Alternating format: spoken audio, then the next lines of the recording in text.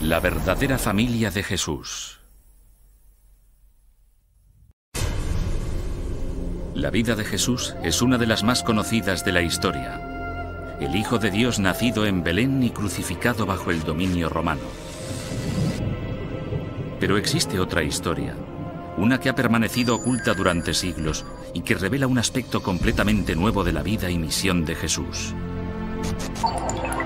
Este es el increíble relato de aquellos que lo arriesgaron todo por su entrega a Jesús, que dedicaron su vida a apoyarle y que desempeñaron un papel importante en su educación y en el surgimiento del cristianismo, su familia. Por primera vez, localizaremos a los familiares que determinaron los pensamientos de Jesús desde su infancia hasta su muerte. Y desvelaremos que tuvo hermanos, hermanas, tíos, tías y primos, e incluso conoceremos sus nombres. Para investigar esta historia oculta, contaremos con uno de los genealogistas más respetados de los Estados Unidos, Tony Burrows. Con él viajaremos por 3 continentes, desde los desiertos de Judea a los laboratorios forenses de Europa, preguntando a expertos y reconstruyendo pruebas. Su sorprendente relato revela que la familia de Jesús descendía de una de las dinastías reales más poderosas de la historia judía. Una dinastía que apoyó a Jesús en todo momento. Sus hermanos fueron discípulos, su madre y hermanas podrían haber estado en la última cena, y hasta su familia fue testigo de su resurrección. El descubrimiento de Tony revolucionará nuestra concepción de Jesús para siempre.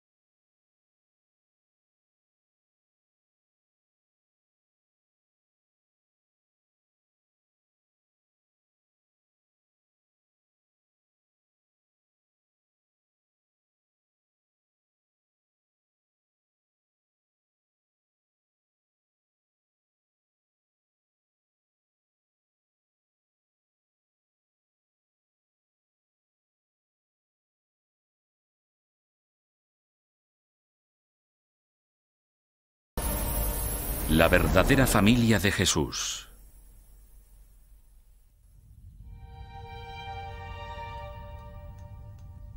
De acuerdo con los evangelios, da la impresión de que Jesús era hijo único. Pero la realidad podría haber sido muy distinta.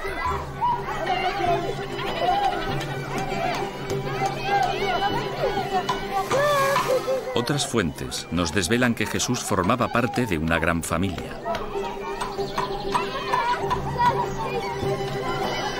En lugar de haber tenido una infancia solitaria, habría estado rodeado de ruido, caos, conversación, todos los avatares de una vida familiar normal.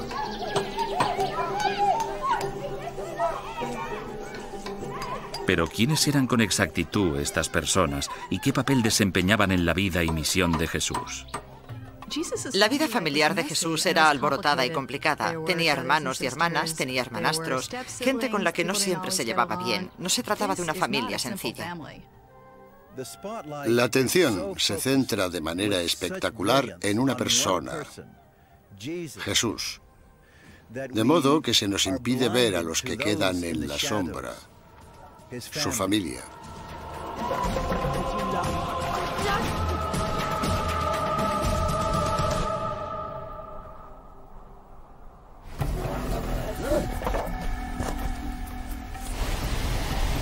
Hemos contado con la ayuda del ilustre genealogista Tony Burrows con el fin de indagar en el árbol genealógico de Jesús.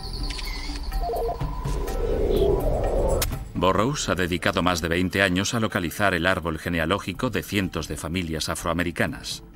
Pero el reto al que ahora se enfrenta es el más importante de su carrera. Estudiar a la familia de Jesús es un enorme reto, ya que no hay parientes a los que acudir a preguntar. No contamos con los archivos modernos que tenemos hoy en día. Así que intentar reconstruir los escasísimos documentos que existen será un gran desafío. La búsqueda llevará a Tony a través de Oriente Próximo, desde los archivos secretos de Israel a las bibliotecas europeas, donde encontrará unos escritos cristianos de los cuales la Iglesia no suele hacerse eco. Asimismo, Tony volverá a estudiar textos más conocidos, como los evangelios de Mateo, Marcos, Lucas y Juan, en el contexto temporal en que fueron escritos. Y usando sus técnicas genealógicas, aprovechará estos recursos para detallar minuciosamente quiénes fueron los familiares de Jesús y crear por primera vez su árbol genealógico. Es un viaje que cambiará su perspectiva para siempre. Descubriremos que Jesús tenía hermanos, y puede que algunos de ellos se encontraran en los momentos clave de su misión.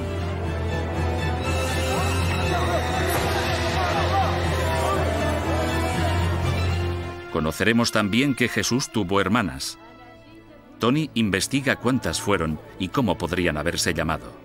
Jesús tuvo un grupo de apoyo al igual que las demás familias, por lo que si sabemos quiénes fueron los miembros de su familia y los papeles que desempeñaron, podremos comprender mucho mejor a Jesús. Pero Tony no solo está decidido a averiguar quiénes fueron los familiares de Jesús, sino que también desea saber qué aspecto podrían haber tenido. Su búsqueda le lleva a Galilea, donde nació Jesús. Allí conoce a una familia cuyos antepasados han vivido en la zona durante 2000 años. Y descubre que a través de los cráneos antiguos y con la ayuda de la tecnología informática pueden recrearse los rostros de una familia del siglo I. Para Tony, este es un viaje de grandes descubrimientos. Este estudio ha cambiado por completo mi visión de Jesús y el papel que jugó su familia. Para mí ha sido un viaje increíble hasta límites insospechados.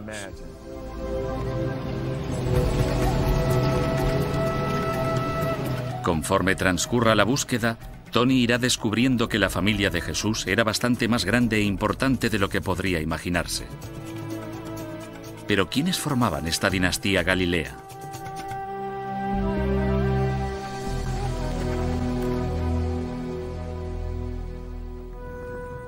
La imagen tradicional de Jesús como hijo único se remonta ya a la historia de su nacimiento. Los evangelios nos relatan cómo María, en avanzado estado de gestación, y su marido José se dirigían a Belén, donde ella acabaría alumbrando a Jesús en un pesebre. y quizás lo primero que nos sorprendería sería la temprana edad de María. A las chicas se las casaba cuando eran adolescentes, alrededor de los 13, 14, 15, 16 años, así que podían quedar embarazadas a muy temprana edad. Aunque pueda parecernos espantoso, era un hecho muy normal en el siglo I. Muchos cristianos creen que Jesús era el único hijo de María. Pero cuando Tony empieza a estudiar las pruebas, encuentra pistas que muestran un panorama muy diferente.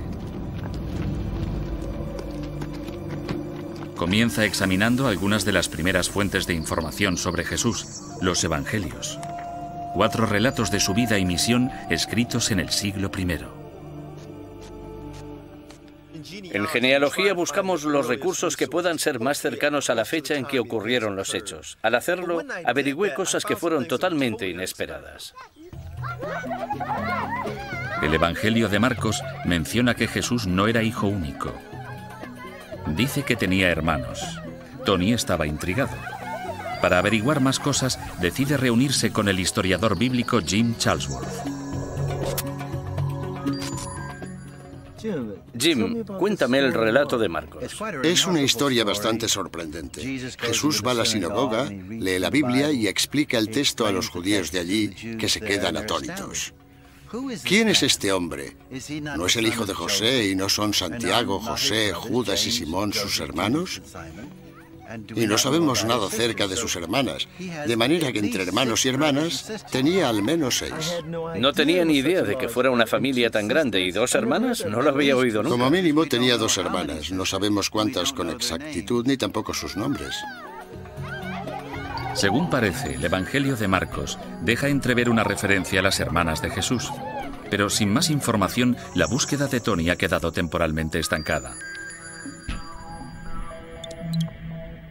Así que opta por buscar otras fuentes y da con un importante descubrimiento.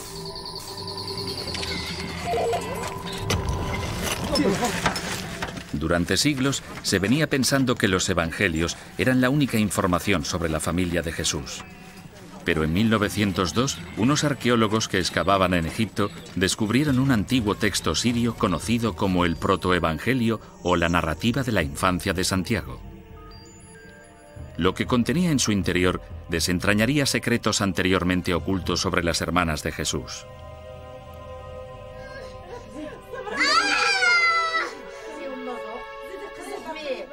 El texto describe al detalle la historia del nacimiento de Jesús. Pero existen interesantes diferencias entre la historia que cuenta y el relato tal y como aparece en los evangelios.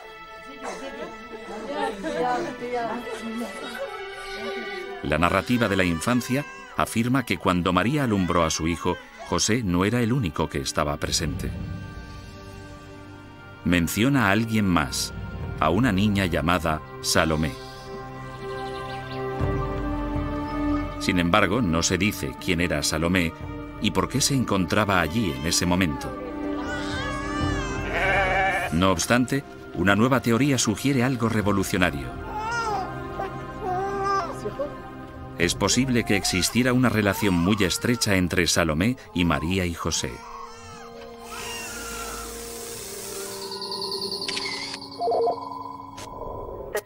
El texto no nos llega a decir quién es Salomé.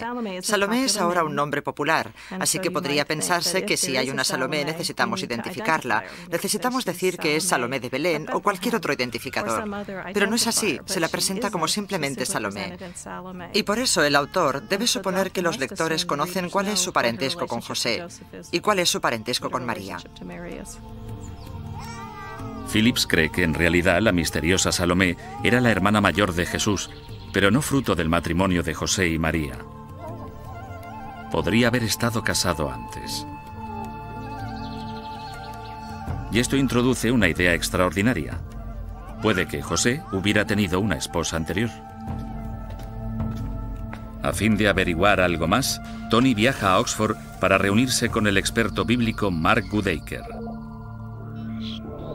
Goodacre ha estudiado textos del siglo IV de los escritores cristianos Eusebio y Jerónimo que mencionan a Salomé. Mark, ¿qué sabemos de la primera esposa de José?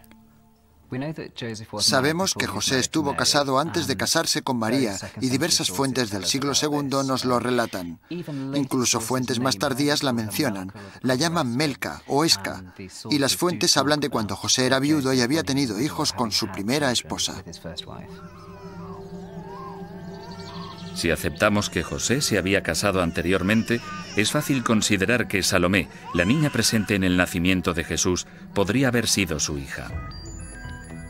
En la narrativa de la infancia se dice expresamente que cuando acompañó a María, su segunda esposa, a Belén, no iba solo. Aquí tenemos una historia en la que José llevó a su prometida a su ciudad natal. Llevó a todos los miembros de su familia y luego se supone que llevó a sus hijas. En dicho contexto, es más razonable imaginar que fuera la hija de José que una desconocida. Es una afirmación sorprendente y, sin embargo, totalmente verosímil. Jesús tuvo una hermanastra y se llamaba Salomé. Pero la familia de Jesús no acaba aquí. El Evangelio de Marcos menciona a más de una hermana y también hermanos. Tony está decidido a averiguar exactamente quiénes eran. Tony Burrows, un genealogista de renombre mundial, ha emprendido la búsqueda del árbol genealógico de Jesús. Hasta el momento ha descubierto que Jesús tenía una hermana. Pero el Evangelio de Marcos cita a más de una. El siguiente paso, pues, consiste en desvelar el misterio de la existencia de una segunda hermana. Podría haberse llamado María o Miriam. Esta teoría está basada en una fuente escrita con bastante posterioridad a los evangelios, la del escritor del siglo IV Epifanio. Pero la referencia data de más de 3 siglos después de la muerte de Jesús, y Tony necesita más pruebas antes de poder aceptar la existencia de una segunda hermana.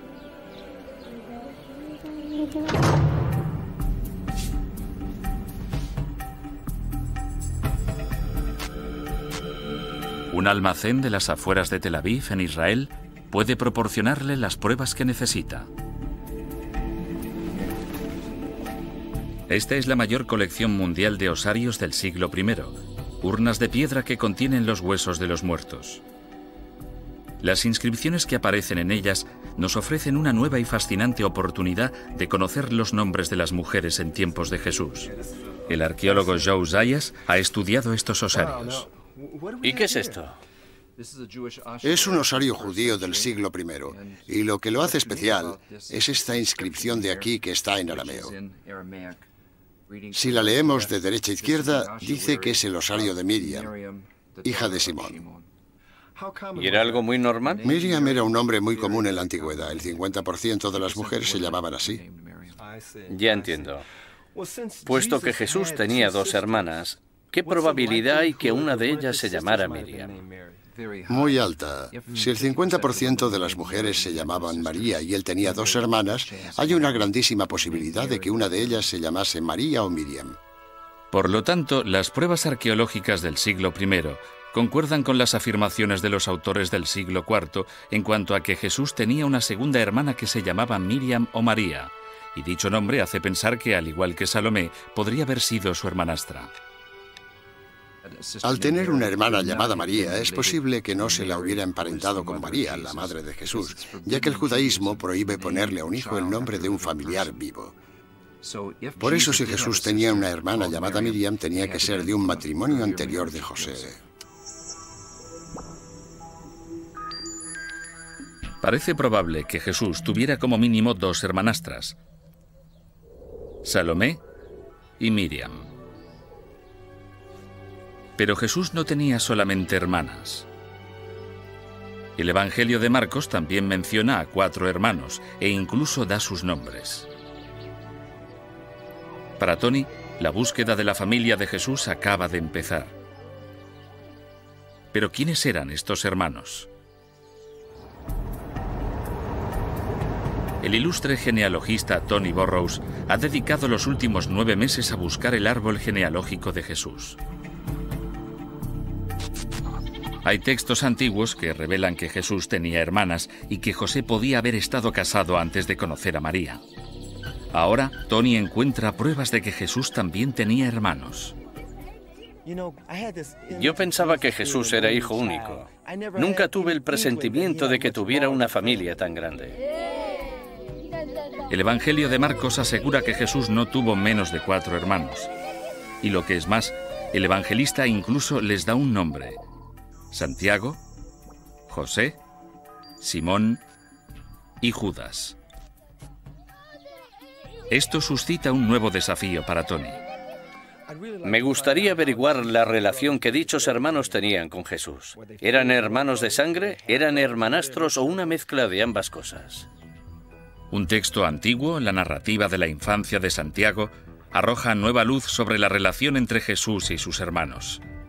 Especifica que los hijos de José estaban con él y María cuando éstos iban camino de Belén.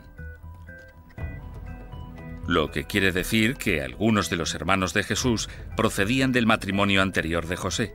Pero, ¿cuántos y quiénes eran? Es un asunto delicado. La doctrina católico-romana afirma que María fue virgen toda su vida, incluso tras el nacimiento de Jesús. Esto implica que los 4 hermanos de Jesús no eran hijos de María, sino que fueron fruto del primer matrimonio de José. Pero si todos los hermanos y hermanas eran hermanastros, significaría que la primera esposa de José dio a luz 6 hijos, lo que para algunos expertos representa un problema.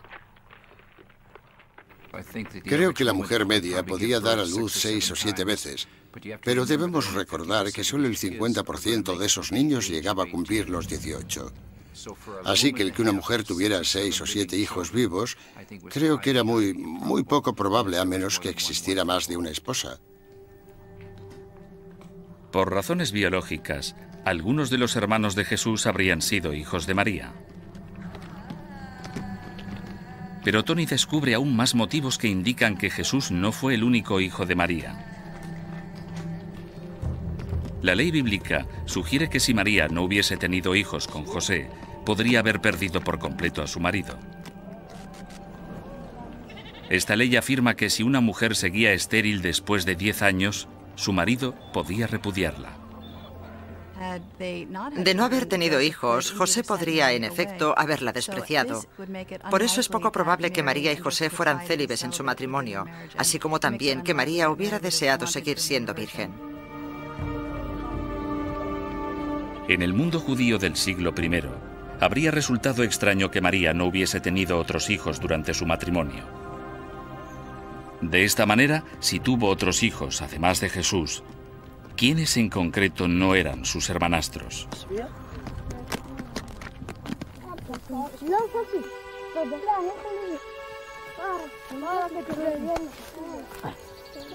Puede que hallemos una pista en los nombres de los niños mencionados en los Evangelios: Santiago, José, Judas y Simón.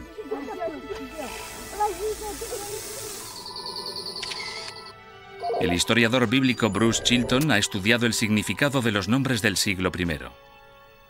Sin duda existe hoy en día la costumbre, al igual que en la antigüedad, de poner a los hijos los nombres de aquellas personas cuyas ambiciones te gustaría que alcanzaran tus hijos. En el siglo I, en Galilea, los judíos ponían a sus hijos los nombres de grandes héroes de la fe pertenecientes al pasado de Israel. Chilton considera que los nombres de los niños en la familia de Jesús pueden dividirse perfectamente en 2 categorías diferentes. El nombre de Santiago es igual al de Jacob, el primer padre de Israel. José es también un nombre de la realeza. Pero los nombres de los 2 últimos hermanos, Simón y Judas, vienen de héroes militares que habían invadido Galilea y la devolvieron al judaísmo.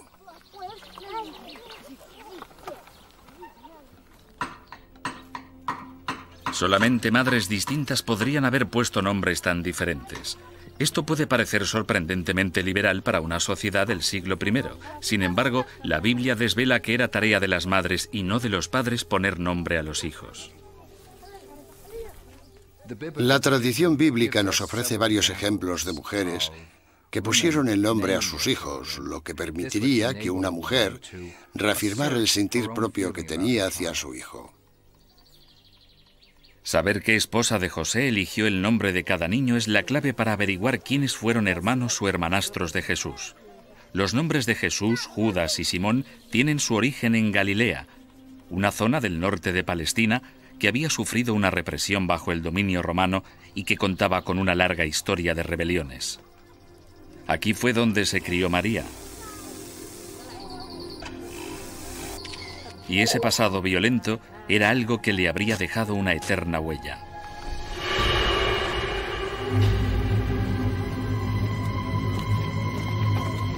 En los albores del siglo I, un grupo de galileos se había rebelado contra los romanos con consecuencias desastrosas. El levantamiento fue abortado y se afirma que 2000 personas murieron en la cruz. María, como muchos niños de esa época, habría odiado a los romanos. Esa opresión alimentó la esperanza de los judíos en la llegada de un rey guerrero que les ayudaría y guiaría, un Mesías. La experiencia de María puede contener la clave para discernir qué niños fueron suyos. Si buscamos el momento en que José unió su primera familia a la segunda, deberíamos emplear lo que indican sus nombres, el cada vez mayor nacionalismo que reflejaba las pasiones de María. Cualquier persona que llamara a su hijo Simón o Judas se estaría involucrando en este movimiento de nacionalismo militante. Y lógicamente se asocian con el nombre más militarista de todos los hermanos, el mismísimo Jesús, que procede de Josué, el mayor conquistador dentro de la tradición bíblica. Todo parece indicar que los hijos de María eran Jesús, Judas y Simón, y que a Santiago y a José se les llamó así en honor a unos reyes de Israel, donde José se casó por primera vez. Esto significaría que Jesús formaba parte de una gran familia con 2 hermanos menores, 2 hermanastros mayores y 2 hermanastras. Se cree que Santiago era el mayor de todos los hermanos. En el Nuevo Testamento, cuando se citan los nombres de los hermanos, Santiago aparece encabezando la lista como si fuera el primero, el principal, y por consiguiente, el mayor de los hermanos.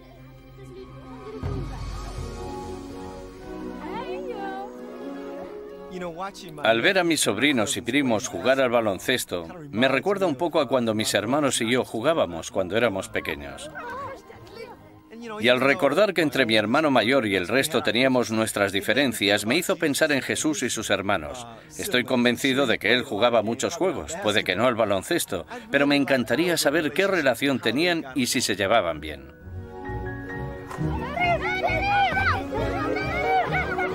Para llegar a comprender bien la dinámica familiar entre los hermanos y hermanas de Jesús, Tony visita a un ilustre psicólogo, el profesor Alex Garner, especializado en relaciones familiares. Garner cree que Santiago, por ser el hijo mayor, habría recibido un trato diferente que sus hermanos. Todo el mundo aprecia a un primogénito, especialmente si se trata de un varón, porque asegura la sucesión y eso es muy importante. Por eso se les hacía más elogios y se les prestaba más atención.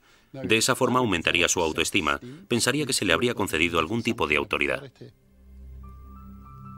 Como primogénito, Santiago tenía derecho a heredar el doble que sus hermanos de la propiedad de su padre y a suceder a José como cabeza de familia.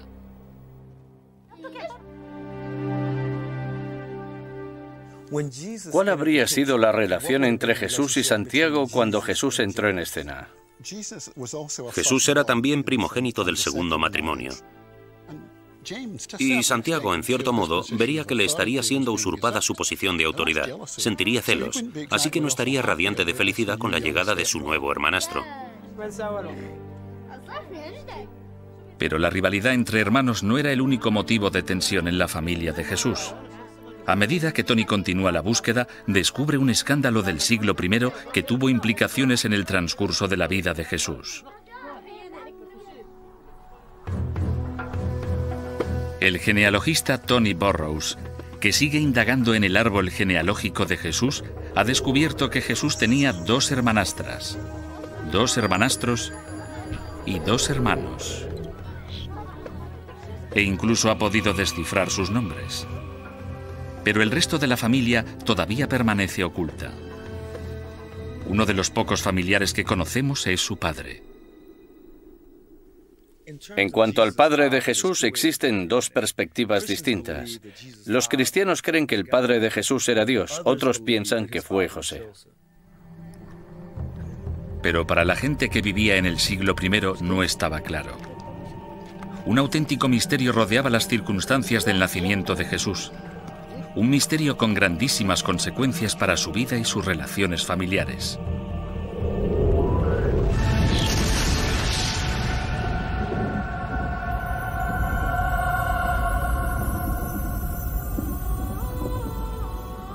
En los Evangelios se narra que a María la visitó un ángel que le comunicó que el Espíritu Santo descendería sobre ella y que concebiría un hijo. Creo que hoy en día muchos cristianos han llegado a ver el alumbramiento virginal como explicación de quién es Jesús. En lugar de un Padre terrenal tenemos a un Padre celestial. Es el momento en el que se esclarece que Jesús es el Hijo de Dios. Esta fue la idea que trascendió en la iglesia de los primeros cristianos muchas décadas después de la muerte de Jesús. Pero durante su vida circularon rumores que indicaban que las circunstancias de su concepción podrían ser bastante diferentes de la versión tradicional. En el Evangelio de Juan la multitud le dice: no somos bastardos, no somos frutos de la fornicación. Como queriendo decir que Jesús sí lo era. Podría indicar que pensaban que María había tenido una relación con otra persona que no era José. Y de hecho, algo en lo que todas las fuentes coinciden es en que sin duda Jesús fue concebido fuera del matrimonio. Parece clarísimo que mucha gente sabía de un escándalo relacionado con el nacimiento de Jesús. Con casi toda probabilidad, los rumores se suscitaron porque María se quedó embarazada durante su compromiso matrimonial con José antes de que se casaran. Ahí es donde vino el cataclismo. Fue cuando María descubrió que estaba embarazada. Por ello comenzaron a circular distintas teorías, distintos rumores sobre el nacimiento de Jesús. Y los rumores, ciertos o no, podrían haber hecho la vida de Jesús sumamente difícil al tener que soportar los chismorreos de la gente. Incluso los niños de su misma edad se habrían burlado de él. Esos rumores habrían llegado a oídos de los niños y se reflejan en las posteriores enseñanzas de Jesús. Cuando Jesús se refiere a los niños, lo hace de forma que comprendamos que tienden a burlarse los unos de los otros, a pelearse, que tienen la capacidad de intimidarse. Él habría sido el destinatario de algunas de sus burlas. Desde su niñez, Jesús pudo sentirse marginado por su comunidad.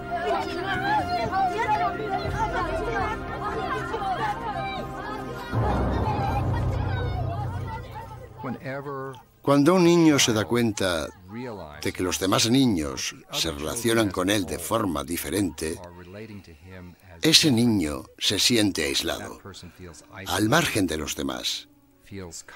Se pregunta: ¿quién es exactamente? Puede que nunca conozcamos las circunstancias exactas del nacimiento de Jesús. Lo que sí sabemos es que los evangelios manifiestan que José se hizo cargo de Jesús. No tengo ninguna duda de que Jesús y José estaban muy unidos. Recordemos que Jesús escogió una palabra para Dios que fue la palabra Padre. Y creo que esto nos ayuda a comprender que debía haber tenido una relación muy cordial con su padre terrenal, José.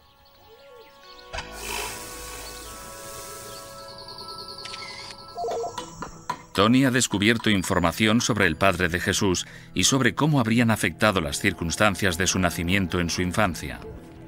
Pero ahora quiere ir más allá de la familia inmediata de Jesús. En la genealogía, la búsqueda más importante es identificar quiénes son los padres y los hijos. Luego ampliamos nuestra búsqueda para averiguar quiénes eran las tías, tíos y primos, porque todos ellos desempeñaron un papel en la vida de esa persona. Tony descubre que una de las figuras más famosas en el Evangelio podría haber sido el primo de Jesús.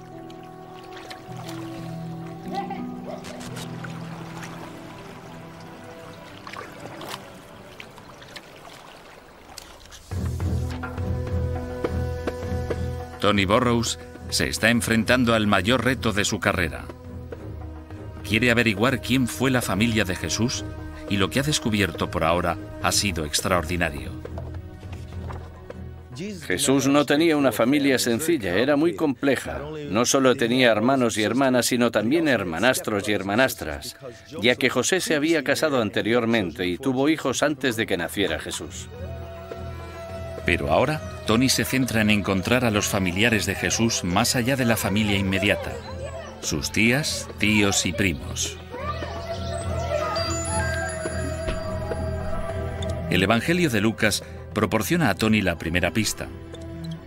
Lucas menciona a una mujer llamada Isabel, de la que se dice que era prima de María.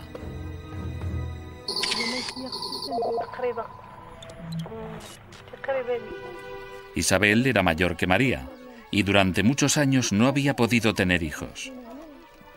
Pero Lucas dice que milagrosamente las dos mujeres se quedaron embarazadas con 6 meses de diferencia y que María viajó para quedarse con su prima.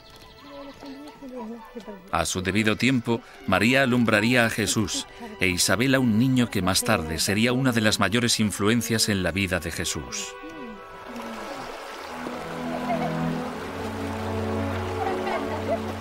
Juan Bautista. Uno de los personajes más importantes de la historia, podría haber sido el primo segundo de Jesús. Pero la relación exacta entre Juan y Jesús es controvertida. Algunos eruditos no están convencidos de que tuvieran parentesco. En realidad, en la Biblia nunca se les describe como primos. Se presupone por el parentesco entre María e Isabel. Algunos expertos consideran que Lucas pudo haberse equivocado. Creo que no había parentesco de sangre entre Jesús y Juan Bautista. En la antigüedad existía una tendencia a asociar a las personas que eran poderosas e influyentes directamente como si fueran parientes. Así que en este caso hay una tendencia en el Evangelio de Lucas a crear una línea sanguínea donde, en realidad, lo que hay es una relación espiritual mucho más importante. Sin embargo, otros expertos creen que el relato de los evangelios sobre la visita de María a Isabel implica que estuvieron emparentadas. Se dice que cuando estaban embarazadas, María viajó casi 160 kilómetros desde Nazaret, al norte de Israel, hasta la casa de Isabel, en el sur de Judea. No es lo típico que uno haría. No viajaría kilómetros y kilómetros para ver a un pariente muy lejano. Por lo tanto, Isabel y María tenían que ser familiares muy cercanas. Hay otro argumento convincente. El Evangelio de Lucas se escribió cuando todavía vivían miembros de la familia de Jesús, que podían haber puesto fácilmente en entredicho cualquier afirmación falsa. Así que, a fin de cuentas, las pruebas sugieren que la versión de Lucas es fidedigna. Isabel y María estaban emparentadas, y Jesús y Juan eran primos. Siempre pensé que Juan Bautista era un hombre mucho más mayor, alguien a quien Jesús admiraba y al que no conocía de antemano. Así que descubrir que en realidad eran primos me dejó anonadado. Pero no solo María tenía una gran familia. Parece ser que José también había tenido un hermano. Según el historiador del siglo III, Eusebio, el tío de Jesús era un hombre llamado Clopas o Cleopas en griego. Pruebas arqueológicas señalan que podría haber conocido muy bien a su tío. En el siglo I, las casas se organizaban en torno a los hombres de la familia. Padres, hermanos, hijos y sus familias vivían todos juntos alrededor de un patio central.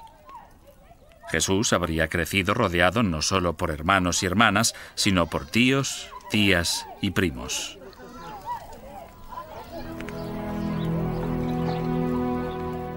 Pero la infancia de Jesús se vio interrumpida por una tragedia. Cuando él tenía 12 años, José desapareció misteriosamente, según los relatos de los evangelios. Nunca sabremos por qué, pero los eruditos suponen que la alta tasa de mortalidad durante el siglo I podría explicar esta desaparición. La tradición dice que José era ya un hombre bastante mayor cuando se casó con María. Así que, teniendo en cuenta su edad y las causas naturales, al final murió de viejo. Para la familia de Jesús fue una pérdida terrible. María quedó desamparada sin medios para sobrevivir y cuidar de sus hijos.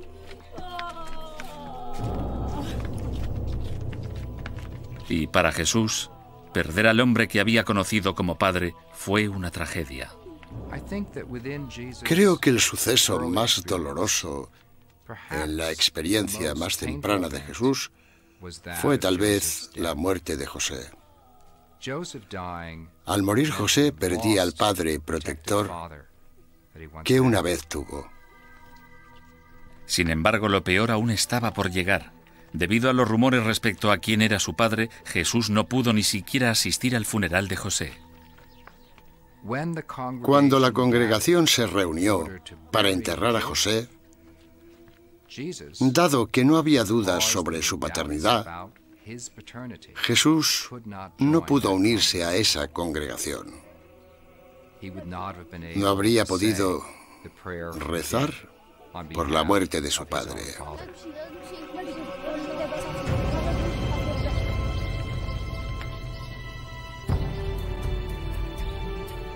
La pérdida de José marcó el final de la inocencia infantil de Jesús. Cuando mi padre murió, yo tenía poco más de 20 años y me hice hombre antes porque tuve que asumir más responsabilidades. Y supongo que Jesús, con 12 años, se hizo hombre a una edad más temprana. Y para el hermano mayor, Santiago, fue el comienzo de un nuevo rol como cabeza de familia. Santiago habría tenido que soportar la carga de tratar de mantener el honor de una casa en la que había un niño que había sido marginado. Y considero que eso solo habría creado la mayor de las tensiones entre él y Jesús, su hermano menor.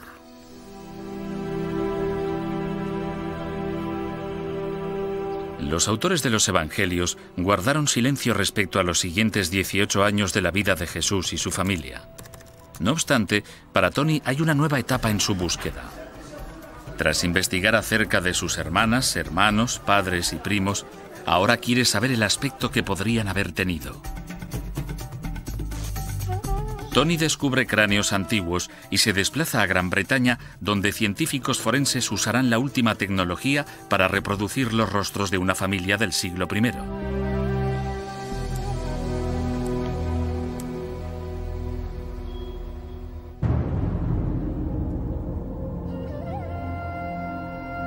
La visión que se da de Jesús en los evangelios es la de hijo único. Pero el genealogista y detective Tony Burrows ha hallado que la vida familiar de Jesús era bastante más compleja. En su viaje ha descubierto que Jesús tenía hermanas, hermanos y primos. Y como en cualquier clan familiar, tenían sus rivalidades, amistades y tragedias. Pero ahora Tony tiene la mirada puesta en averiguar qué aspecto podría haber tenido una familia de Galilea en el siglo I. La búsqueda de pistas conduce a Tony de regreso a Nazaret, la ciudad donde Jesús pasó su infancia. Recuerdo la imagen que tenía de Jesús cuando era pequeño, con el pelo rubio, los ojos azules, la piel blanca. Y sentado aquí en los lugares donde se crió, veo imágenes de personas muy diferentes y me estoy preguntando qué aspecto tendrían Jesús y su familia. Pero recrear el parecido de una familia judía del siglo I es una tarea de enormes proporciones. Por desgracia, las caras del siglo XXI nos sirven de guía. Hoy en día, la gente de Israel es el resultado de 2000 años de migración dentro y fuera de esta zona de inestabilidad. Por lo tanto, lo que Tony necesita son cráneos judíos del siglo I.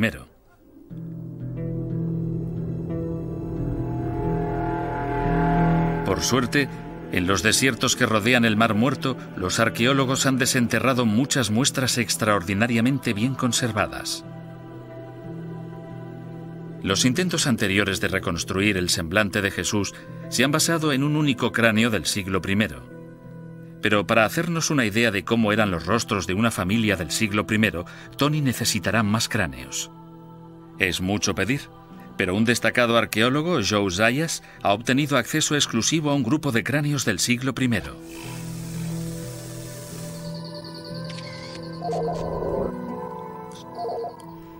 Lo que tenemos aquí son cráneos de 4 individuos del siglo I. Tenemos a un varón a la izquierda, a una mujer adulta y aquí tenemos a 2 niños o adolescentes.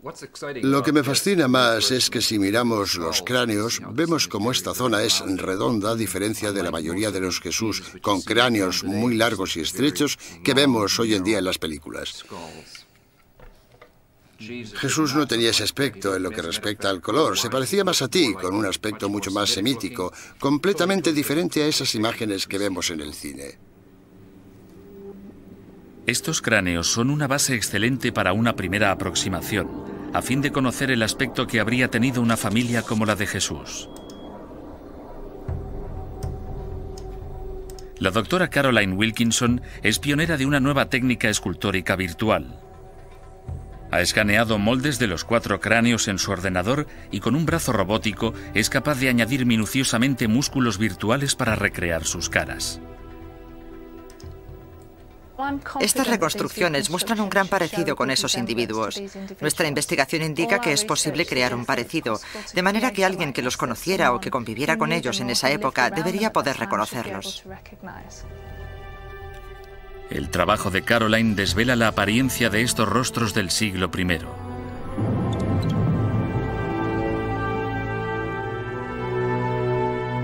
Pero este grupo de cráneos procede de la región del Mar Muerto, a unos 250 kilómetros de donde vivía Jesús en Galilea. Ahora el reto para Tony consiste en mejorar dichos parecidos a fin de que reflejen a una familia galilea del siglo I.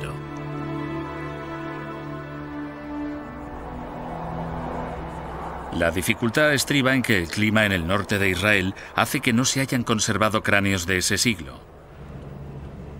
No obstante, Tony ha descubierto una base de datos viviente de caras con las que poder trabajar en este cometido.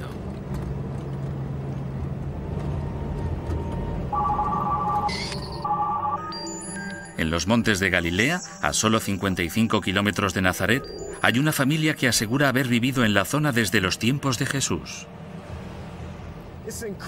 Resulta increíble pensar que una familia pueda remontar sus orígenes familiares hasta 2000 años. Yo solo pude remontar la mía hasta unos 200 años y tardé 20 años en hacerlo. Hola. Esta es la familia Sinati.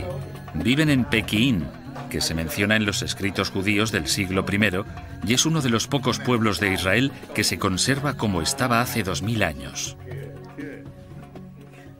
Tengo entendido que vuestra familia lleva aquí desde hace muchísimo tiempo. De hecho, los documentos indican que este pueblo ha evitado en gran medida la invasión y la dispersión. Aunque la familia huyó durante el levantamiento árabe de los años 30, fueron los únicos judíos que regresaron un año después. ¿Y este es vuestro abuelo? ¿Y la abuela? Así que los Sinati son la única familia que probablemente ha conservado los rasgos faciales de los judíos galileos de la época de Jesús. Al combinar las caras de los Sinati con las de los cráneos del siglo I, deberíamos obtener el mayor parecido posible de una familia como la de Jesús.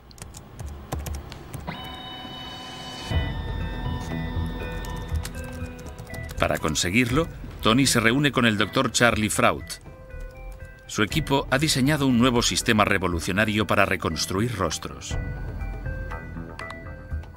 Charlie, ¿de qué manera nos ayudará este proceso a que nos hagamos una idea de qué aspecto hubiese tenido una familia del siglo I, digamos que la familia de Jesús? Lo que he hecho es importar las caras de la familia Sinati para sacar un modelo de cara. Y lo que hemos hecho es combinar este modelo con las dimensiones de los esqueletos para que nos diera lo que consideramos que es la apariencia de las personas de la Galilea del siglo I. Las dimensiones de los cerebros y los datos visuales se combinan después para producir el retrato robot de un varón y una mujer adultos, una madre y un padre, a partir de los cuales se crearán los rostros de los hijos virtuales. Y si después reproduzco juntas esas caras y uso el modelo de cara y lo que ya sabemos, estos son los hijos que generamos. Creemos que este es el mayor parecido a una familia del siglo I. Es francamente asombroso, increíble. ¿A que está bien? Por supuesto, estos no son los auténticos rostros de la familia de Jesús, pero son las imágenes más precisas que jamás se hayan generado de una familia media del siglo I.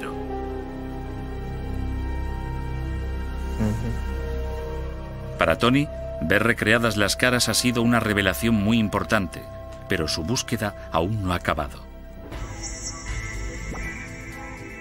Hasta el momento ha hecho unos descubrimientos extraordinarios. Se ha encontrado con que Jesús procedía de una gran familia. Tenía hermanas, hermanos, primos, tías y tíos. Incluso ha logrado dar con sus nombres. Pero ahora Tony quiere dar respuesta a una pregunta todavía más importante. ¿Qué papel tenía esta dinastía galilea en la misión de Jesús? Las nuevas pruebas que Tony está a punto de sacar a la luz son tan impresionantes que nos veremos obligados a replantearnos el comienzo del cristianismo. Los hermanos de Jesús podrían haberse encontrado entre los 12 discípulos. Santiago y Jesús estaban muy unidos. No se me ocurriría ninguna otra relación tan estrecha. Serían como John Kennedy y Robert Kennedy. Sus hermanas, Salomé y Miriam, podrían haber preparado la última cena. Y lo más significativo de todo, Tony descubre que fue la mismísima dinastía de Jesús la que lo arriesgó todo para encabezar el primer movimiento cristiano.